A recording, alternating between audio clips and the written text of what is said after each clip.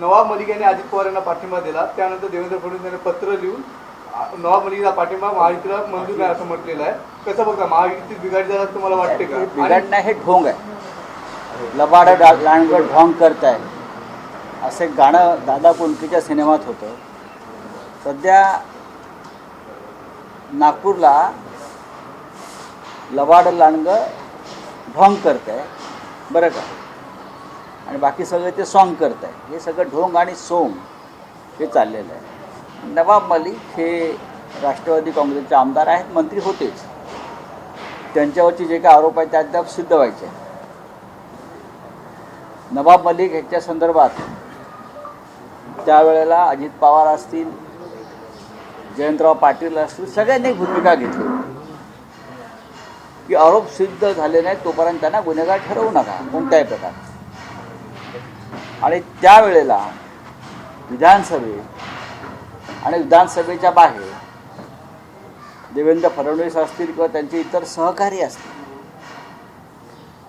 त्याने जी भाषणं केलेली आहेत किंवा त्यांच्या ज्या बाहेर टोळ्या आहेत भाजपच्या पाळलेल्या हायर, त्यांनी जे काय मलिक यांच्याविषयी वक्तव्य केलं आहे ते पाहण्यासारखं आहे. आता मलिक वैद्यकीय जामिनावर सुटलेत आणि ते काल अजित पवार यांच्या गटाच्या बाकावर जाऊन बसले. त्याच्यामुळे नैतिकतेची बुडबुडे भारतीय जनता पक्षाच्या असे बुडबुड बुडबुड बुडबुड करू लागले. हे ढोंग आहे, पूर्णपणे हे ढोंग आहे. एखाद्या कोल्ह्यानं, कपटी कोल्ह्यानं वाघाचं कातडं फोडून नैतिकतेच्या डरकाळ्या फोडाव्या तसा हा प्रकार.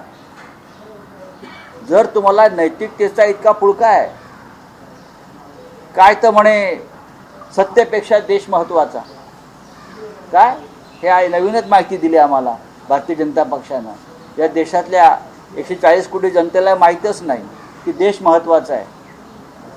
ये भाजपा ने पहली बार बताया कि देश सबसे ऊपर है, बाकी हम सब मूर्ख है ना, हमें देश के बारे में कुछ पता ही नहीं. उनको भी पता है सब, यांनाच माहिती आहे सगळं.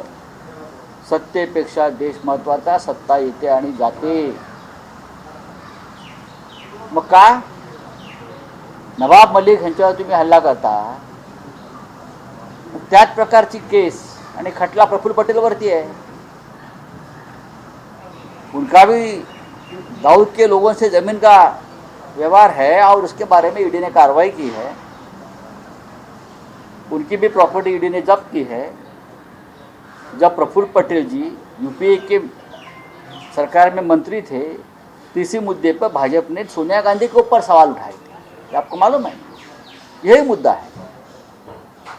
तो प्रफुल्ल पटेल जी के बारे में आपकी क्या राय है? फडणवीस जी को मैं पूछना चाहता हूँ, आपकी क्या राय? फिर हसन मुशर्रफ, 70,000 घोटाले वाले, सिंचन घोटाले वाले अजित पवार, ईडी ने जिसकी प्रॉपर्टी जब्त की है और रेड्स पर रेड्स हुआ है प्रताप सरनाईक,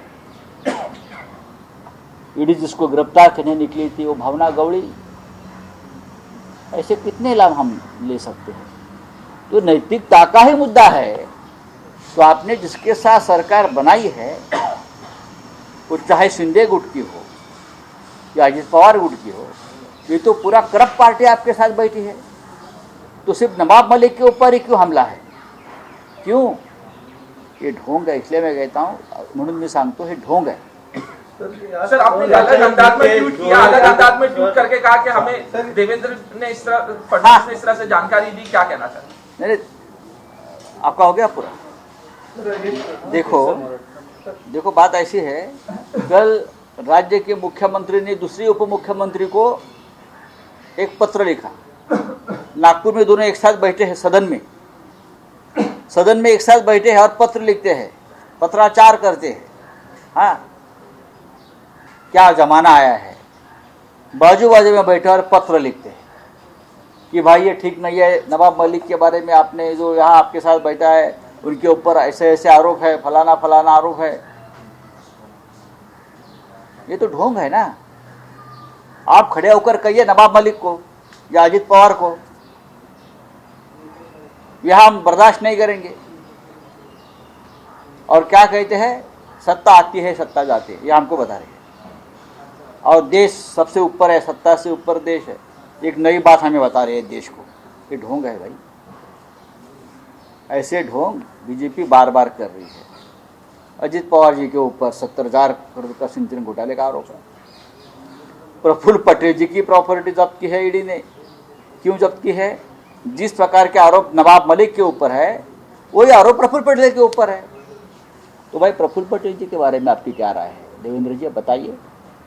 प्रफुल्ल पटेल जी कल जाकर अमित शाह जी से मिले हैं, फोटो है। गोंदिया में जब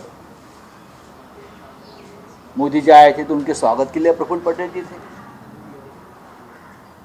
मोदी जी ने प्रफुल्ल के ऊपर हमला किया था, प्रफुल्ल जी के ऊपर हमला किया था। हसन मुश्रीफ के ऊपर भ्रष्टाचार के बहुत बड़ा आरोप है, ईडी ने उनकी प्रॉपर्टी भी जब्त की है। भावना गौड़ी को तो ईडी अरेस्ट करने जा रही थी। संजय राठौड़ जिनके ऊपर क्या आरोप है सबको पता है।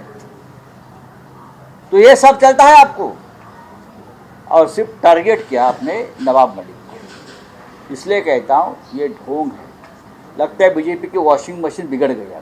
सर आपने बोला देवेंद्र फडणवीस के अलावा वो चुप बैठे हैं, सर तीसरे किसी दूसरे आदमी का नाम लिया और वो चुप बैठे हैं, अभी नहीं बोल रहे हैं। आपने आपके ट्वीट में लिखा है, नाम ना लेते हुए, क्या आपने आपके ट्वीट में लिखा है कि आप वो क्यों नहीं बोल रहे हैं इस तरह से? मैंने कहा ना, हसन मुश्रीफ, प्रफुल्ल पटेल, संजय राठौड़, भावना गौड़ी, ऐसे कितने नाम लूं मैं गिनूं? अजित पवार खुद, उनके ऊपर आरोप है। नैतिकता की बात आपने की है ना, सत्ता आती है सत्ता चली जाती है। तो फिर ये लोग आपके साथ जो बैठे हैं, कल तक आप ये सभी को आप जेल में डालना चाहते थे। सभी के ऊपर आपने कहा ये देशद्रोही है, ये घोटालेबाज है। तो क्या अकेले नवाब मलिक के घोटालेबाज है? ये बाकी के जो आपके साथ इर्द गिर्द दाएं बाएं बैठे हैं, उनके बारे में आपकी क्या राय है? प्रफुल्ल पटेल जी के बारे में आपकी क्या राय है?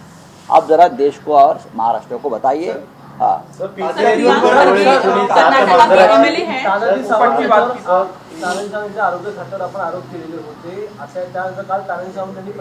तानाजी सावंत हे अत्यंत खोटारडे मंत्री आहेत। माझ्याकडे आत्ताच हे सगळे ज्या प्रश्नांची उत्तर आम्ही विचारली त्याच्यावर ते बोललेले नाहीत। या सगळ्या बढत्या आणि ऑक्शन हे तानाजी सावंत यांनीच केलेले आहेत।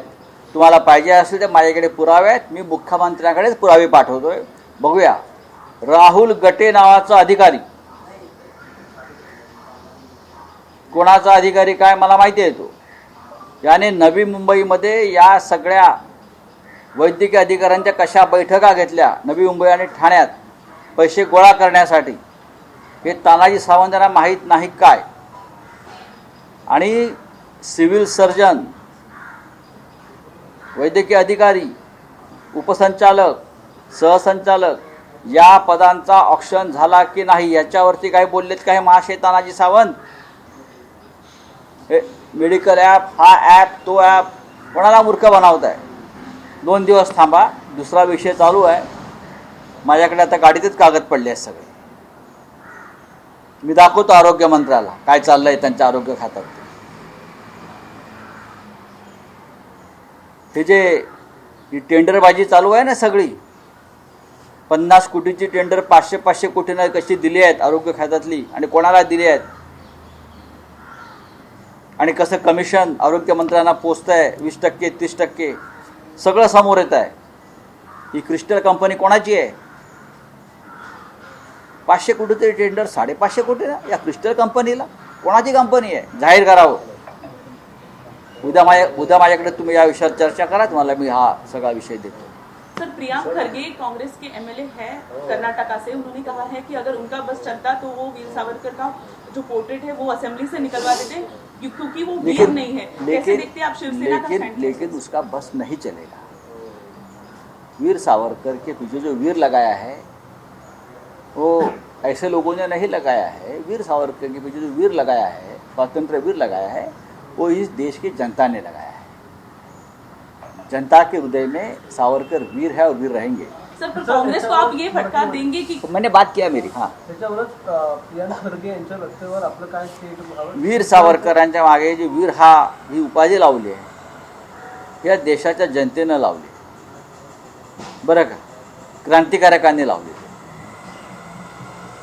स्वातंत्र्यानंतर जन्मलेल्या पिढीनं सावरकरांवर बोलू नये आणि माझं मागणी आहे भारतीय जनता पक्षाकडे, वीर सावरकरांना भारतरत्न देऊन त्यांच्या शौर्याचा यथोचित गौरव त्यांनी केला पाहिजे.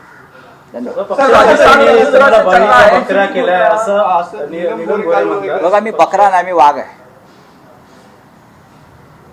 पक्ष सोडून गेलेल्याने माझ्यावर बोलू नये, पळपुट्याने माझ्यावर बोलू नये. माझा अख्खा आयुष्य पक्षात गेला, शिवसेनेत गेला आणि मग अशी म्हणाल ना मी बकरा शेळी पळपुटा नाही आहे तुमच्या सगळ्यांसारखा. मी माझ्या पक्षाशी इमानदारपणे काम करणारे शिवसैनिक आहे बाळासाहेब ठाकरे. माझं अख्खा आयुष्य बाळासाहेब ठाकरेंबरोबर गेलं आहे. हे जे आता बोलत आहेत ते कधी आल्या पक्षात आल्या, खाल्लं बरं का, आणि ताट घेऊन निघून गेल्या. ताट पण ठेवलं नाही, ताट वाटी चमचे घेऊन गेले. याने आमच्यावर बोलू नये. मला बकरा करायचं आहे की शेळी करायचं हे तुम्ही कोण ठरवा. बाळासाहेब ठाकरेंनी आम्हाला जन्मताच वाघासारखं हृदय दिलेलं आहे. आम्ही वाघ म्हणून तर आम्ही लढतोय ना तुमच्याशी. तो जिस तरह से राजस्थान में चल रहा है, मुख्यमंत्री नहीं है, बाकी भी राज्यों का जो इलेक्शन हुए क्या कहना देखिए भाजपा शासित राज्यों में मुख्यमंत्री की जरूरत नहीं है. तर काल राज्यपाल के माध्यम से सरकार चलाए जाते हैं. हमने महाराष्ट्र में भी देखा ये जो मुख्यमंत्री वगैरह सब दिखावा होता है भाजपा शासित राज्य, असली राज्य तो दिल्ली से ही चलता है या गवर्नर से चलाया जाता है.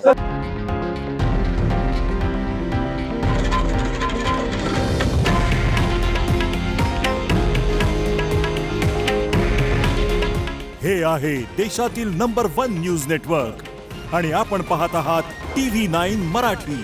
काळजी तुमची, हित महाराष्ट्राचं.